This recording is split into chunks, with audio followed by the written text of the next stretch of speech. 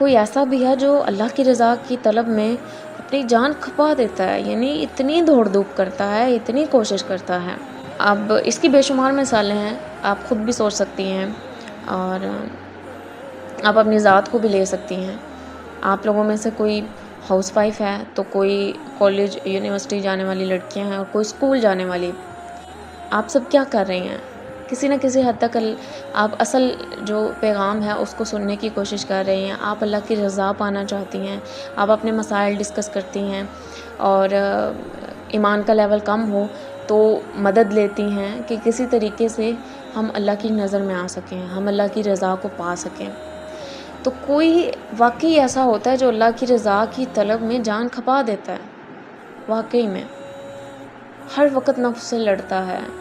اور یہ بات ہمیشہ یاد رکھیں، یہ دنیا جو ہے یہ ریلیکسیشن کے لیے نہیں ہے، یہ پرسکون ہونے کے لیے نہیں کہ چلو ٹھیک ہے 2 دن میں نے نیک عمل کر لیے، تیسرے دن میں کیا کروں کہ میں سب چھوڑ کے ذرا ریلیکس کر لیتا ہوں، ذرا اپنی میں نفس کی بات مان لیتا ہوں، گانے سن لیتا ہوں اور جتنی بھی بری چیزیں ہیں وہ دیکھ لیتا ہوں، پھر چوتھے دن دوبارہ سے کام شروع کر دوں گا۔ نو، یو آر رانگ۔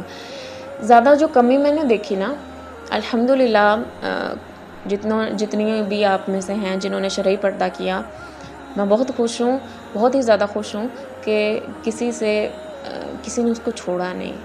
سب سے بڑی بات، کسی نے اس کو چھوڑا نہیں۔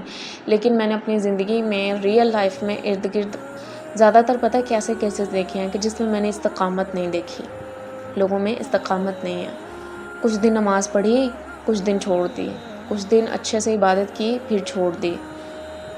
اور مجھے بالکل اچھے نہیں لگتے، مطلب ایسے لوگوں میں کہتی ہوں کہ کیوں ان کو جم کے کیوں نہیں کرنا آتا، ان کو کرنا چاہیے۔ اگر یہ ایک راستے پہ چلے ہیں، انہوں نے کچھ دن شیطان کو شکست دی اور یہ مسلسل بھی دے سکتے ہیں۔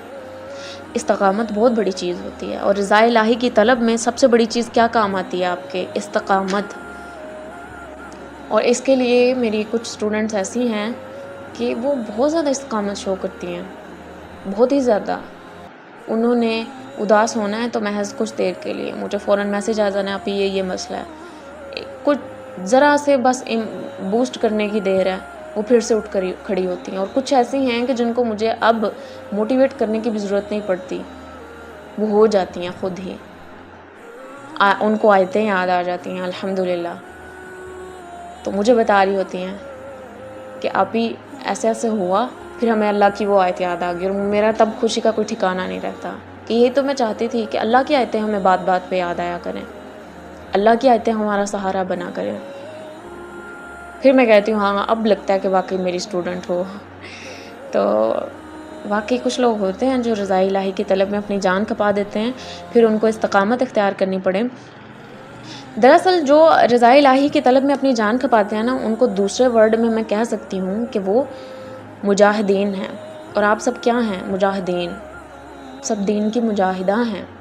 مجاہدین جو ہوتے ہیں نا، ان میں یہ عادت ہوتی ہے کہ وہ رضا الہی کی طلب میں اپنی جان کی بھی پرواہ نہیں کرتے، وہ ان کا شوق کا لیول، اور آپ سوچ سکتی ہیں کہ کوئی اپنی جان دے سکتا ہے؟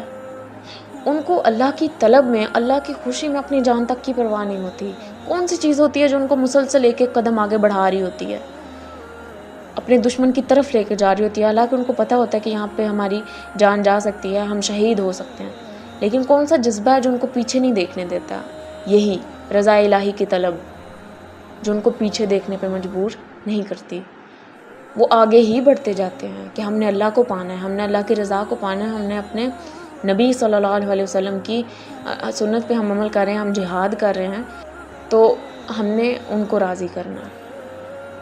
تو یہ ہے رضا الہی کی طلب میں بے شمار مثالیں آ سکتی ہیں، لیکن میں تو محض بہت چھوٹی چھوٹی چیزیں دے کے آپ کو سمجھا رہی ہوں تاکہ آپ سب موٹیویٹ ہوں۔ آپ نے بھی رضا الہی کی طلب میں اپنی جان کھپانی، اور اگر آپ اس دنیا میں رہ کے خوش ہیں، خوش یعنی کہ میں دوسری سینس میں بول رہی ہوں، تو پھر آپ غلط جگہ پہ ہیں۔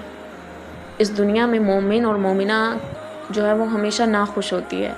ناخوش کس لحاظ سے؟ یعنی کہ یہ دنیا ان کے لیے قید خانہ ہے۔ کیونکہ ان کو ہر وقت اپنے نفس سے لڑنا پڑتا ہے، اور اگر آپ اپنے نفس کی مان کر اس دنیا میں خوش ہیں تو اس کا مطلب ہے آپ غلط جگہ پہ ہیں۔ یہ دنیا خوش رہنے کے لیے ہے ہی نہیں. یہ دنیا کس لیے ہے؟ نفس پہ قابو پانے کے لیے.